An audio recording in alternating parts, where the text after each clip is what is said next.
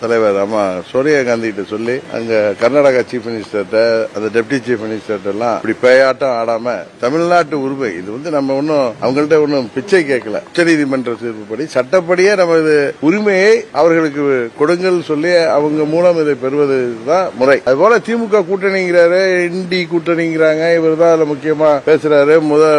மோடி அவர்களை வீழ்த்துவோங்கிறாரு. முதல்ல உங்க கூட்டணியில் உள்ளவங்களை தமிழ்நாட்டுக்கு தண்ணீர் வருவதை அவர்கள் அணை கட்டுவதை தண்ணீர் வருவதற்கு எதுவாகவும் கேரளா மற்றும் கர்நாடகாவில் ஈவன் ஆந்திராவிலையும் பாலாறின் குறுக்க அணை கட்டுவேன் நிற்கிறாங்க. எல்லாத்தையும் அவர்கள் கூட்டணி ஆட்சிகள் தான் நடக்குது. அவர்கள் மூலம் அதை தடுத்து நிறுத்த வேண்டியது அவர்களது கடமை. அதையும் செய்யாமல் அப்புறம் இவங்க கூட்டணி அமைத்து மத்தியில் நாங்க ஆட்சி அமைச்சு என்ன பண்ண போறாங்க? காங்கிரஸ் ஆட்சிக்கு வந்தா என்ன பண்ணோம்? நம்ம எல்லாம் சோமாலியா மாறி இங்க எல்லாம் நிக்க வேண்டியதுதான். அவர் திரு ஸ்டாலின் வீட்டுக்கும் அவங்க குடும்பத்துக்கு கொண்டு தண்ணீர் அங்கிருந்து லாரியில தான் வரணும். இதுதான் இன்றைக்கு கூட்டணிங்கிறது. இன்றைக்கு மோடி அவர்கள் 3வது முறை பிரதமராக வந்தால்தான் இதற்கெல்லாம் ஒரு தீர்வு.